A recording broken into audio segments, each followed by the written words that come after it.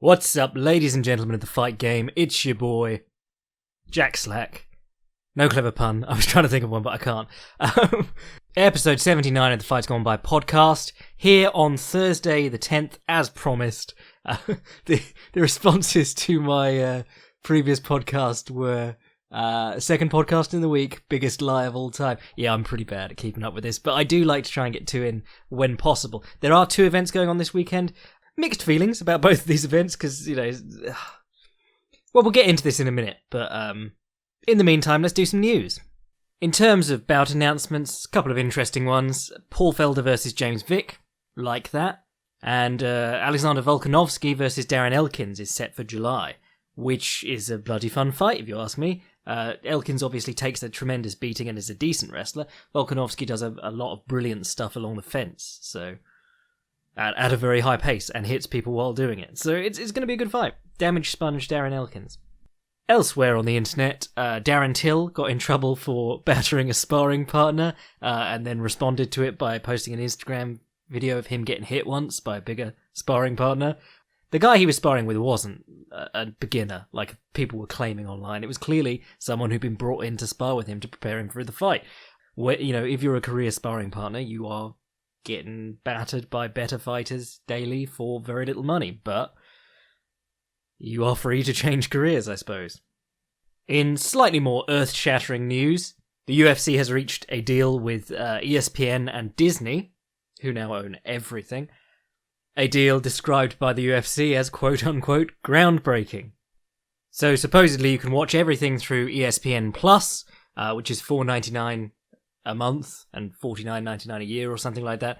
Lots of people getting very angry about their Fight Pass subscriptions. I mean, if you didn't know that Fight Pass isn't for showing events, then, at this point, they've done like 4 Fight Pass cards ever, and they only really do them when they feel like they've gone too long and are obliged to do them. Mainly Fight Pass. I use Fight Pass all the time because I'm always digging through old fights and writing stories or just researching stuff or looking for something interesting. Sakakibara was talking about getting Rise in on Fight Pass. I mean, Fight Pass is still going to show all these events that aren't the UFC, so if you're mad into MMA, it's still worth having. However, it is really annoying that everything is now going to ESPN Plus, which I believe is a more complicated opt-in process than getting Fox or Fox Sports, but I'm not entirely sure because I don't live in the US. Let's be honest, a huge amount of people who are the hardcore fan base of this sport just steal every event anyway. If the UFC can get this sport more like any other league and just constant, and people tune in for the brand the brand as a seal of quality events, or at least good events, rather than individual superstars, that's probably a good thing for them.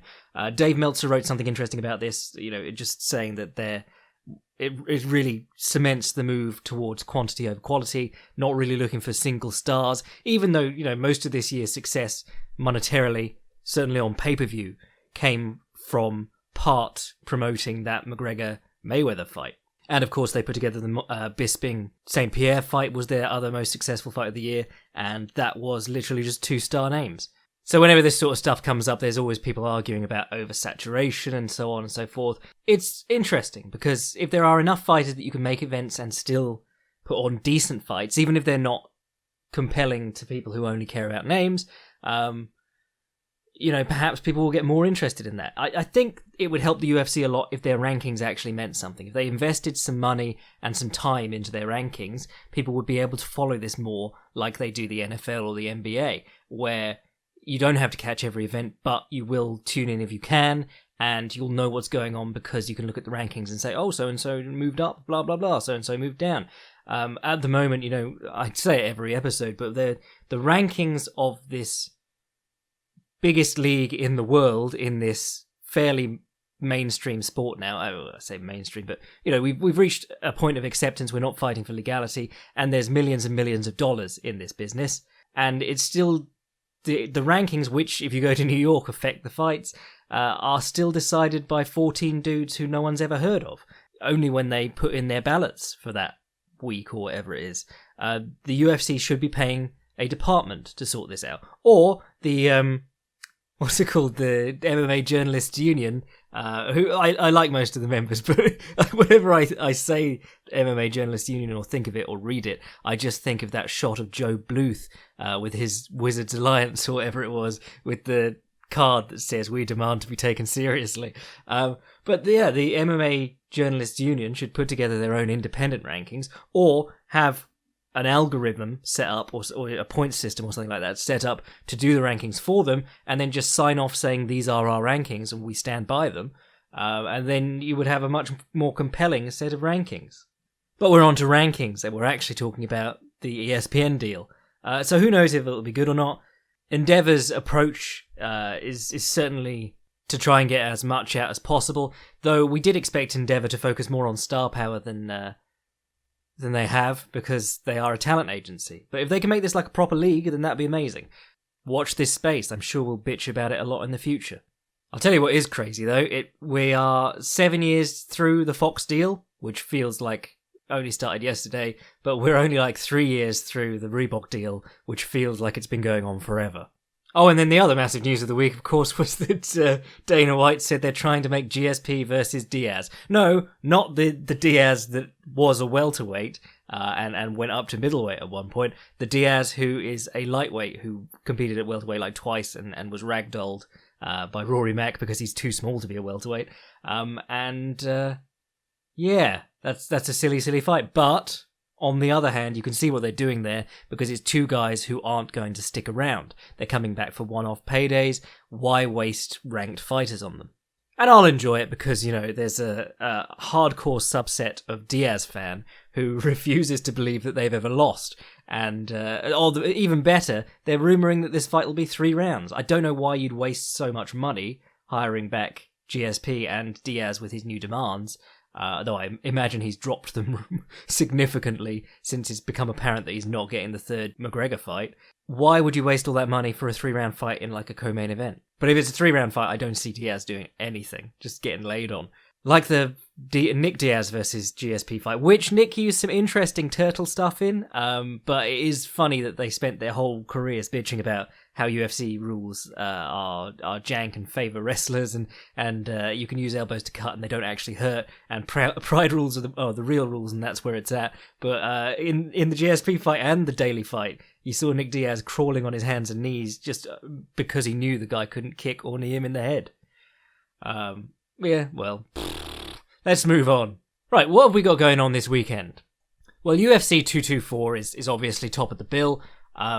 Headlined by Nunes versus Pennington. Ooh, that's a bad headliner. Some people are still very interested in that, but, Pennington's been out for a year, so... Ugh. Anyway, bottom to top, there's a lot of Brazilian names on this card because it's a Brazilian card. Some of these I just do not give a fuck about. But Thales Leites versus Jack Hermansson, that's got my attention. I've always liked Jack Hermansson since his UFC debut. Fun striker, very floaty, very sort of bouncy, bounce in and out, nice boxing combinations.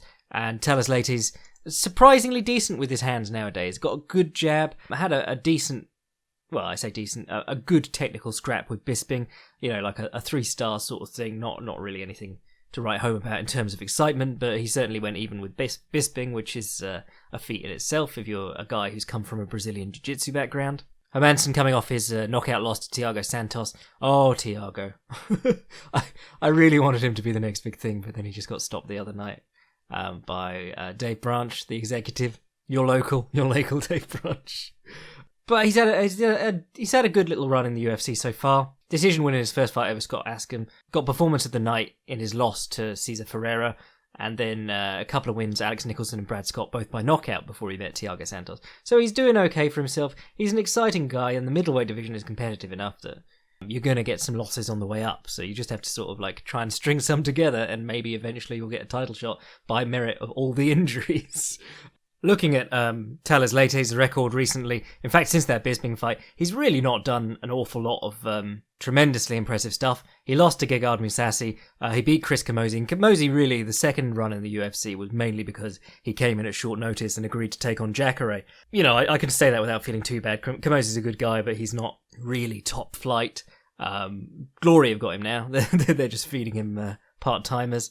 but then later lost to Krzysztof Jotko, and then got a win over Sam Alvey and a loss to Brad Tavares. So he's got a checkered record going back to that Bisping fight, but he's always sort of a solidly lower end of the top 20 kind of guy. He was riding high on like a 5-fight winning streak coming into that Bisping fight, so people were mad about him, hoping that he'd turned it around since the time that he actually got a title shot against Anderson Silva, which was one of Anderson's bizarre performances, you'll remember. Not as bad as the Maia one, but still sort of like weird. Wally Alves versus Sultan Alaev, that'll be decent. Sean Strickland versus Zaleski, yep. Davy Ramos versus Nick Hain, I like that sounds good. Davy Ramos, I always enjoy watching fight because he is a very, very good grappler. Hasn't quite put it together as well as you'd hope in MMA yet, but if you've never seen him win the ADCC, whatever division it was, with a jumping armbar against seated guard, it was incredible. It's well worth a watch. I think that might have been the Chinese event because there was no one in the stands the year that they did ADCC in China. But he's coming off a win over the Grits, Chris Gritsmacher, who I found out the other day is like USADA's most tested athlete this year in the UFC. And if I looked at him, the smell test he passes. Like, it's not an amazingly ripped or bulging guy or vascular. Like when Roger Gracie went over to ONE FC and suddenly his skin was translucent. You could see all his veins. Nick Hein, 4-1 since his UFC debut against Drew Dober. Only lost to James Vick. Was actually scheduled to fight Zabit Magomed, whichever one it is. He was scheduled to fight Zabit, but that fell through because he was injured. So, a bit of a change-up in opponent, if you're preparing for Zabit, and then you get this stocky grappler instead. But it should be an interesting enough fight. But let's get off the lower end of the card and start talking about the guys I know a bit better and have studied a little bit more deeply. You got a standard heavyweight slog between Alexei Oleinik and Junior Albini, the man with the nappy. God, I hope they ask him not to do that this time. They've got a uniform policy, but it's okay for him to come out looking like he wears a nappy and just make everyone really uncomfortable. Albini, if you watched him against Arlovsky, it was hard to believe that he was this hyped prospect for a little while. But then regional heavyweight scene, not great. If you watch like Geronimo Dos Santos, who is just dreadful, he's a staple on the regional scene in MMA. And he got ankle locked by Sergei Haratanov when he had Sergei Haratanov's back and had his feet crossed, which is like day one they teach you as a beginner in jiu-jitsu move. Just awful. But we're not talking about him, sorry, we were talking about the heavyweight scene. Yeah, I mean, Oleinik's always worth watching. He's got that spazzy orangutan arm reach striking style. It's not getting any better, though he did box up Travis Brown for a little while, because Travis Brown had been working with Edmund, obviously. But he's getting more confident in it. Albini is supposed to be a fairly passable striker, but he looked fairly bad when I saw him. I think we're all just hoping for an Alexei Oleinik ground clinic here, because he is a very fun guard passer and a very fun crushing top player who has some interesting submissions. If he taps him by chest compressor or Ezekiel, I'll be very happy. What else we got going on this? Oh, okay, let's get on to the main card now. You got the sad old man fight between Lyoto Machida and Vitor Belfort. This one's interesting in a very sad way, but I think Lyoto, everyone talks about his chin, but I think Vitor's probably more done in terms of chin and just his gas tank and his heart. His heart has never been a great feature of his. You can say he's a warrior and he's been around forever, but if the fight doesn't go his way very quickly, he doesn't get back into it. He's very much a front runner. Machida, obviously, long history of decision victories, very much likes to spread the action out. And I don't know if that's the best sort of thing for fighting Vitor Belfort, because Vitor Belfort, typically you would have to try and get him to work hard in the early going and tire out a little bit. But Vitor has looked like he's been in some lower pace fights recently where he's just been exhausted after like a minute. He's very much doesn't look like an athlete anymore. And I think that's because he's probably, fair play to him, he was on TRT and roided to the gills, and they did cover up one of his tests at one point, but he is like one of the USADA's most tested athletes, and he hasn't, as far as I know, failed any recently. So, he's it's pretty clear you can see the deflation in him. He's just not a world-class athlete anymore.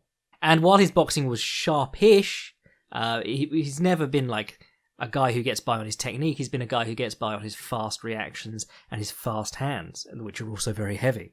Having said that, Lyoto Machida, it's way too late in the day for him to learn to box. Every time he comes in with the right hand yes, he's fighting another southpaw, so it could well happen again. But every time he comes in with the left hand against a southpaw, he immediately gets cracked with the counter left hand. Which is how Vitor Belfort shocked Weidman and shocked Gastelum very early. He still has a couple of neat counters that he will pull off in the early seconds. I think for Lyoto, tons of feints because Vitor's going to be looking for the counter. When Gastelum started flicking out the jab and showing him feints, he just collapsed, basically. But you got to make him move lots before he can land anything good, and then work, kicks to the body and things like that, kicks to the head, working him over at range rather than stepping in. No point fannying around in the pocket with a guy who's got much faster hands and, a career in boxing range where Lyoto Machida loses fights in boxing range. If you watch the Derek Brunson fight, Lyoto was doing great in that until he stepped in, stayed too long and got cracked again. The most recent one against Eric Anders, I hope he's coming back soon because I really like that guy's style. My boy, your boy. But in the recent one, he looked pretty good. He still had the same flaws, like he was getting cracked off the same thing. And again, it was another southpaw. There are so many southpaws in the middleweight division. And Lyoto is really much better against orthodox fighters when he's fighting southpaw. Mackenzie Dern versus Amanda Cooper, you know exactly what they want to happen there. They stepped it back even further with the opponent based on how bad Mackenzie looked in her last fight. Apparently she got a really bad attitude or something like that because she was asked to leave the MMA lab, wherever it was she was training. They were like, get out. But you know what the UFC wants here, and I'm not entirely sure I get it because I don't know how marketable she is. Well, people clearly care, but don't know enough about Cooper to tell you anything interesting about her style, but I suspect if she's here, they've picked her because she loses by submission a lot. She's 3-3, submitted in her last 2 losses, and her only win recently is Angela Magana, who famously hadn't won a professional fight since 2011. So yeah, there's that. Oh, she's been submitted all 3 times. She was submitted by Aspen Ladd back at Invicta. Okay, cool, fair enough. Yeah, no more needs to be said about that bout. I still imagine everyone will be jizzing all over the gif of Mackenzie armbarring her or choking her. Co-main event, the one that we actually care about. Jacare versus Gastelum. Love it. Be very interested to see how Gastelum does because he's a guy who's very good at getting into his knees and his hands, and he used, his whole ground game used to be arm rolls, a very wrestling-centric ground game. That fight with, is it Bubba McDaniel, I think, on The Ultimate Fighter, the two of them just change, like they give each other their backs dozens and dozens of times because that's how they end up doing their rolls and sit outs and things like that, and switches, whatever. But obviously Jacare very strong at getting people to the ground. Gastelum, he is a middleweight. Let's stop pretending he's a welterweight whenever we want to diss Michael Bisping. But he is a small middleweight. He's competed successfully at the weight class for a while. Tapology's got him at number 6 in the world at middleweight. I don't know if there's many I'd rank higher than him. But he is still undersized for that weight class, whereas Jacare, big lad. And Gastelum has not been a guy who avoids takedowns. He's a guy who scrambles up from takedowns and keeps guys working. The Tim Kennedy fight is a great example of that. He just kept Kennedy working. Kennedy had to keep taking him down and exhausted himself very quickly because in between he's spamming jabs in your face and dropping left straights on you. But Bobby Whittaker obviously did a wonderful job against Jacare and Yoel Romero with that style of basically giving up his back as he got to a knee along the fence. The knee furthest from the fence is up. The side of his body is against the cage. It's really interesting. If you watch him in that position, it encourages Romero and Jacare to move, but they can't put in a hook, so they end up like kneeing him in the thigh as he stands up and turns into them, getting the underhook. Very cool sequence of things that you can watch Bobby Whittaker do over and over again in those 2 fights. It did sort of dispel the myth that, Jacare is, once you hit the ground, it's death, but Jacare is very good at dealing with the standard methods of getting up, like the wall walk and things like that. I think it was Tim Bowich's arm he snapped up in the wall while he was trying to wall walk. And he's a great guard passer too. Fucking the float over, was it Musashi or Kamosi? The one where he walks on the fence. Absolutely incredible. On the feet, Souza obviously the much less varied striker. Mainly rear leg high kicks and overhands. Gastelum obviously looking to thread the left straight down the centre. Gastelum not like a great kicker, but will throw up a high kick or a body kick to vary his offense. Really, like, when I say that Jacare's not got a very varied offense, I mean he goes to the same looks over and over again, even within the same techniques. It's always going to be the overhand coming the same way. It's always going to be the high kick coming the same way. That's just what he does. He's quite bare bones.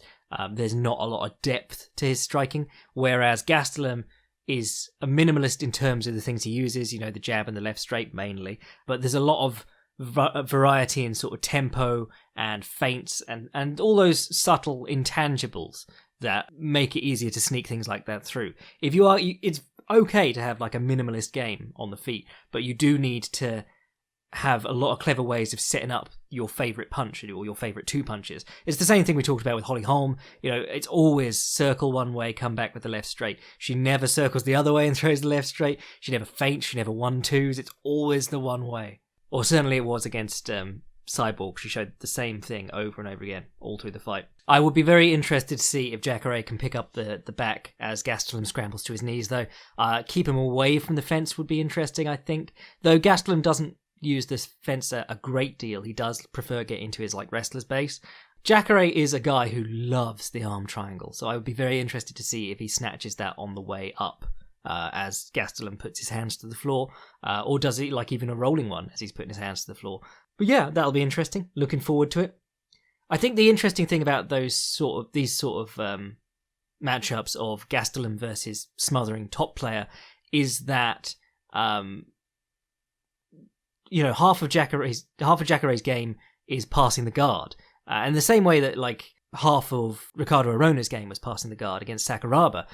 If you just kick the guy off you and try and turn to your knees, you're playing a very different game. And it's if you spend your whole life in jiu-jitsu, you are in that one dynamic where you're just playing against guys' guards all the time, and they only give you the back if you've already sort of tired them out or you've made them panic.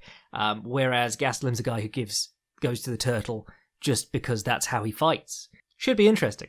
I keep saying it should be interesting, but that's the fight on the card I care about.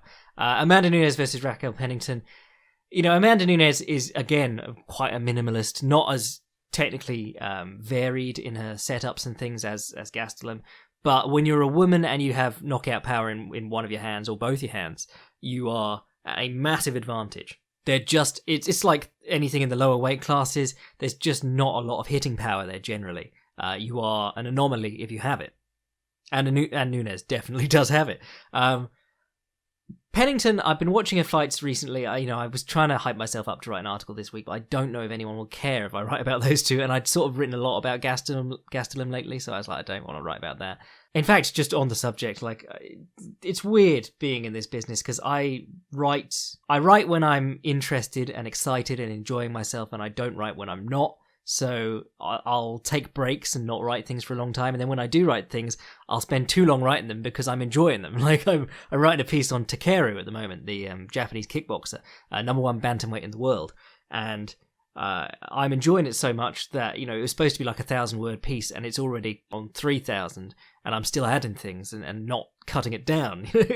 So it's a weird business, this one. Pennington versus Nunes. I was watching all Pennington's fights leading up to this. She does have a bulldog choke on her record, which is awesome, and she did belly to belly someone at one point, which was awesome. But I was watching her against Miesha Tate, which is her big victory, and interesting. I mean, Joe Rogan was going, "Oh my god, what a jab!" But it was a very...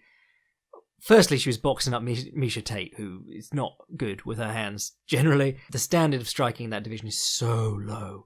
I did notice that she'll jab and she'll have her right hand way out in front of her, reaching for her opponent's lead hand. Not in the smothering Jack Johnson kind of way, more in the wildly swinging to try and parry something way. And Nunes isn't going to hook off the jab, but if Nunes hooks off the jab, she's in a lot of trouble. I should do a Killing the Queen for Amanda Nunes, but I haven't watched all her fights back-to-back in a while. I don't think I've watched them all back-to-back ever, but this is Amanda Nunes in Brazil at the head of a card. This is the lazily put-together card, but she is Brazilian, so they'll love that. I mean, it was going to be Cyborg at one point, and people actually cared about that, but really the only people this is aimed at are the Brazilians. And Raquel Pennington hasn't fought in a year, so don't rate her chances too highly. But if she pulls it off, I will study the shit out of that performance. I would love her to pull off a brilliant upset, but she seems like a very strange pick for this fight. Though she is, I mean, Topology's got her at number 4 at bantamweight. I don't know what the UFC rankings have her as. There just isn't a whole heap of talent in any of the women's divisions at the moment. So what else we got going on elsewhere? In Bellator 199. God, that's what happens when you number all your events. They started a decade after the UFC and they've caught up. Or 2 decades almost. Fucking hundreds of prelims because it's Bellator, so let's not bother with those. Aaron Pico's back against Lee Morrison, 18-8, which is a good, that's a good opponent for a 2-1 fighter. Pico's boxing looked sharp in his last one, lovely body shot, and this lad's coming off 4 wins in a row. It's his first Bellator fight, so, he's not an established regular on their cards, but it's nice because, they went with a stiff opponent for Pico's first fight, and then they regretted it. And then they took it a step back for his second fight, and now that he's actually got a couple of wins, they're giving him stiffer competition again. So it's nice, people were touting him as the next great, and while he had his hype train derailment early, he's building up pretty impressively quickly after that. Czech Congo versus Javi Ayala. Ooh, that was hard. Whose main claim to fame is knocking out Sergey Haratanov, and then losing to Roy Nelson by decision. How do you lose to Roy Nelson by decision? He is gassed after 2 minutes of the first round. But man, fair play to him. He made 50 grand base for that performance. King Mo makes 30 grand base. So he's fighting Chekongo. He's 10-6-0. He's a bit of a jobber. But Czech Congo, his whole game is leaning on people and kneeing them in the thigh and occasionally the groin. Yeah, I just can't stand watching Czech Congo. But then Ayala, Javi, is of the standard where Czech Congo might just be able to slap on the double collar tie and knee the shit out of him. Because that's when Czech Congo is at his best, when he's just got someone who can't handle him in the clinch. Or can't strike at all. Czech Congo's kicking game and clinching game were his whole game in kickboxing. His hands have always been really bad. Co-main event, John Fitch versus Paul Daly. What did Paul Daly do to deserve this? Oh, I remember. He asked for his release. This is a rough fight for Paul Daly. He hates wrestlers. He hasn't really fought any great wrestlers since he left the UFC. Spare Tyron Woodley. And this is a baffling move. I think Scott Coker just doesn't like Paul Daly. Because Paul Daly is the only man in Bellator's top 5 to have fought 3 of the other top 5. He's fought Lima, McDonald, and Larkin all back-to-back. Knocked out Larkin, biggest win of his recent career. Probably biggest knockout of his career, to be honest. And they, to thank him, they throw him in against John Fitch, and Scott Coker pretends in interviews that Paul Daly is ducking MVP. Ducked him right into the 3 hardest fights in the division. Oh dear. But John Fitch, he's on a little run at the moment, having been in World Series of Fighting and World Series of Fraud and PFL. Looking fucking gigantic at welterweight, as always. 6 foot tall at that weight and just jacked. Suspiciously jacked for a 40-year-old man, but fair play to him. Smothering top player, great grappler.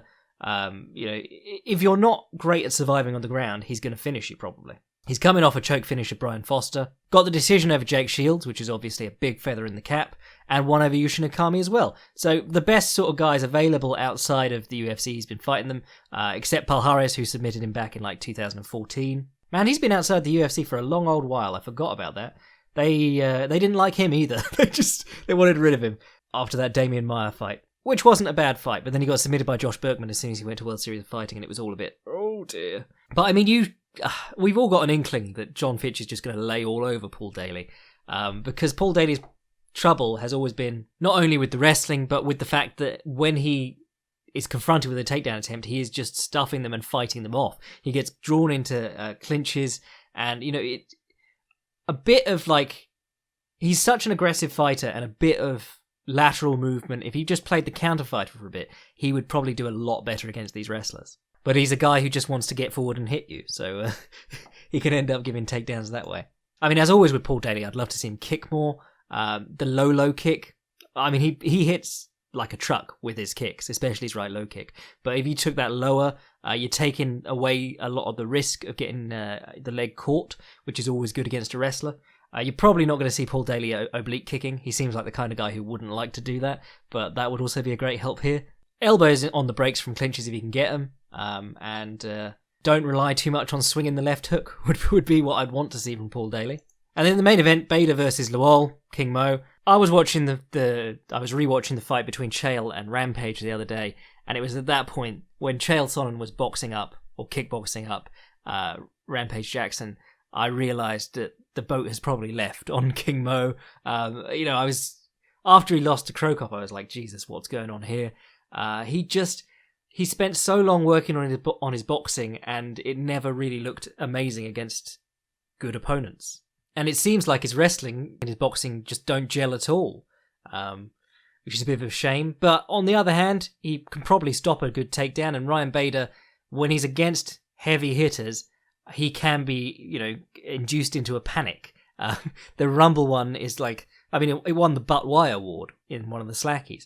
He just came out, and when you've got to take down a big banger, you've got to convince him that you're going to try and hit him first. You can't come out and just dive on the takedown if he's expecting you to dive on the takedown, because he just got flattened out and battered. We could be in for a tepid striking match watching Ryan Bader kickbox. Lumpini ready Ryan Bader. Cautiously keep an eye on this one, because it could turn into, the top end of that card, Aaron Pico will probably get a sick finish or be finished, but top end of that card, you got Jake Congo, who's almost a guaranteed boring decision win. You got John Fitch versus Paul Daly, which if it goes the way most expect, is going to be a Fitch grind fest. And then you've got Ryan Bader versus Mo Lawal, which I assume is for 3 rounds, which is merciful if it does turn into a kickboxing contest, but that's got every chance of turning out pretty tediously too. There could be 100 finishes on this. There's 105 fights, so there could be 100 finishes and the main card could still suck. But there could be, it could turn out all finishes, but that is a strange looking main card when you look at it. Especially following such a big event last time. What else is going on this weekend? One FC, their I think it's their lightweight championship is up for grabs in a rematch between Alex Silva and Yoshitaka Naito, or Naito. And Road FC have that big fat lad from China. What's his name? Oirigle. I'm reading it, I don't know what the fuck it is. Versus Jae-Hoon Kim, who is 0-3-0. So that's where we're at with with Road FC. And Gabby Garcia is fighting some girl who some moron online was trying to tell me was actually a legit fighter, because she's won medals in hand-to-hand in Russia. And you're just like, stop telling me these people's accomplishments if they're not professional fighting. But it's a freak show card, that Openweight Grand Prix opening round. So yeah, that'll be fun. Ollie Thompson's on there, dropped Matt Mitrione. Oh fuck's sake, Gilbert Ivell, he's like 50. God, that's a depressing card. Anyway, let's do some questions and then we'll get out of here for this week. Hey Jack, love the articles and the videos and the podcast and Notorious. Read it in one day, good job. I've been training at an MMA gym for about a year now, and I had a few questions. 1. Since I'm from a wrestling background, I was wondering if you could recommend some smothering top players in gi and no-gi jiu-jitsu. I've found that, especially in the gi, I find my opponents love to pull guard and start working for collar chokes from guard. Very, very annoying, and usually leads to me trying to fight these chokes and then getting swept. If I like playing a smothering top game, should I be watching a lot of catch wrestlers? Also, when do you think is a good time to try an amateur MMA bout? My coach wants me to compete in a few smokers, which are in rings. I feel won't really apply to what I'm supposed to do in the cage, as well be at least a blue belt in jiu-jitsu. Thanks from Patrick.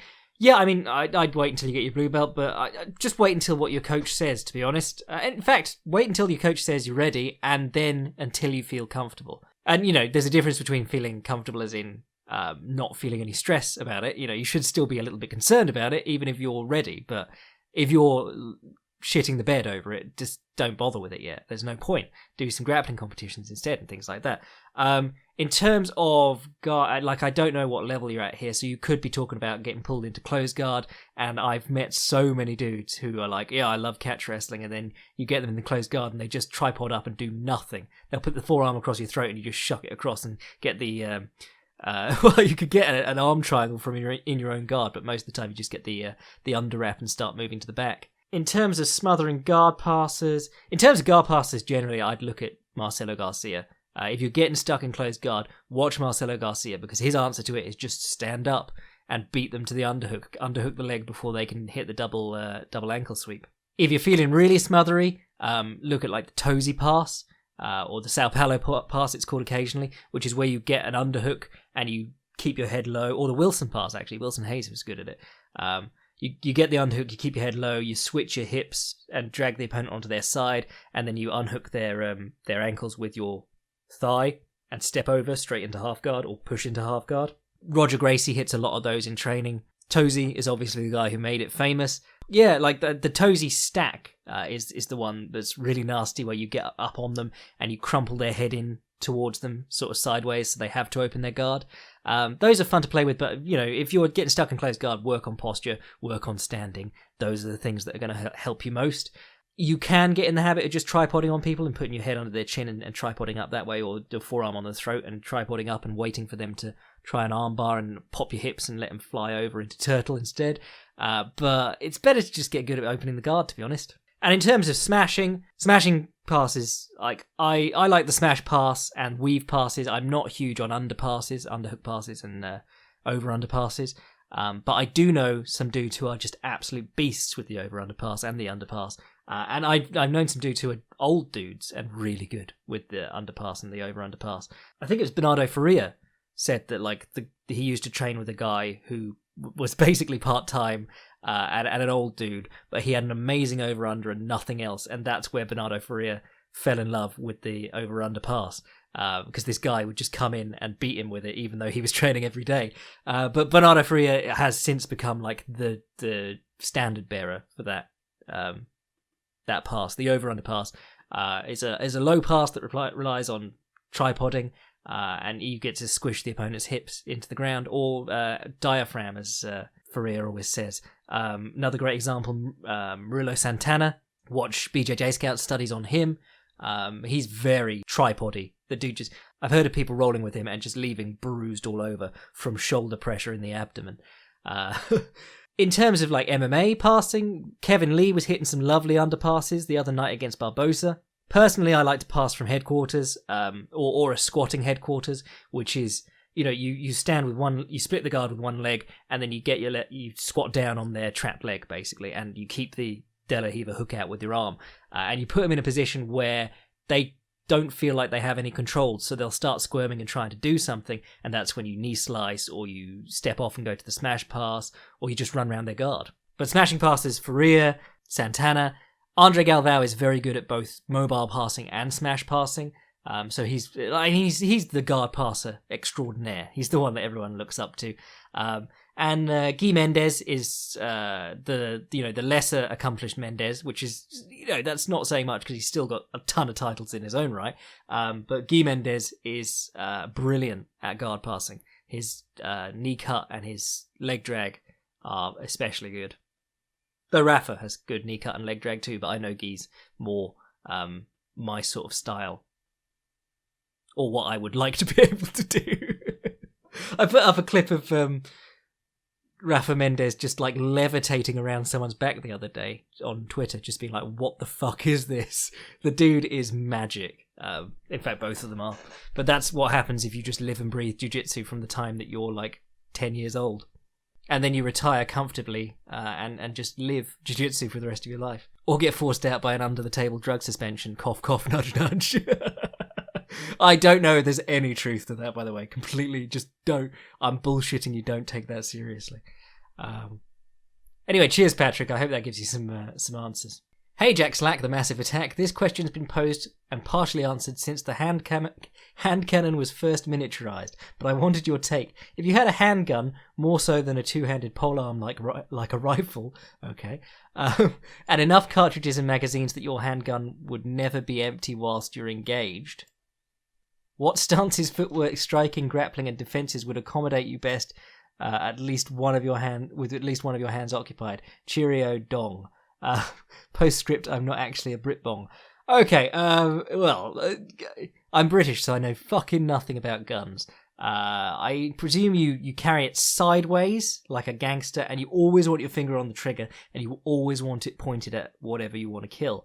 If you have a knife, candle the barrel of the gun over the top of your wrist on the free hand with the knife, and if the opponent approaches you, do CQC, which is a style that was invented by the boss. Otherwise, pistol whipping, Does that work? Because I feel like, I don't know, if you're using an old gun and you smash someone in the side of the head with it, doesn't that increase the chances of the gun going off? Or, this is where I show that I know nothing about guns. If you have a gun in your hand, you don't need to fight with strikes at all. Like, the only time you're going to be striking with someone with a gun in your hand is if you're saying, move, and you're pistol whipping them over the head. But that doesn't stop combatives experts online giving you just tons and tons of options. Fucking Mester Hrelem, or whatever his name is, the Brazilian guy who wears blue camo all the time. He just shows 1,000 gun disarms, and you're like, why? Why is that necessary? Why do you need 1,000 ways to deal with a situation that you will never encounter? And if you do encounter, it's best to have one answer and know that it's probably not going to work. But hey, that's just me. Cheers, Dong. Right, what are we doing? So I'll catch up with you either, we'll say Monday probably, after the event. If there's anything good on it, I'll tell you about it. If Rocky pulls off the amazing upset, then I will write a massive article about it. On the subject of Rocky, I've rewatched Rocky and Rocky 2 during the week, and they are fucking good films. Objectively, screenplay-wise, you forget that they're not action films. There's like 30 seconds of boxing in each. Well, more so the second one, but they are really well-written screenplays. Even the loan shark, his best friend is his best friend, but still a flawed piece of shit. Even the loan shark is a good guy to him. Everyone in it is a rounded person. They got gaps. She's got gaps, I got gaps. We go together, we got gaps. But it's just such a good set of films. 2 films, at least. I'm going to be on to Rocky 3 soon, which is Clubber Lang, which is great. But then we get to Rocky 4 and it's just nonsense. I'll always remember when that came out. My mum was like, wait, so the American is training in the barn and the Russian is training with all the best tech in the world. But maybe we'll do a Rocky review at some point.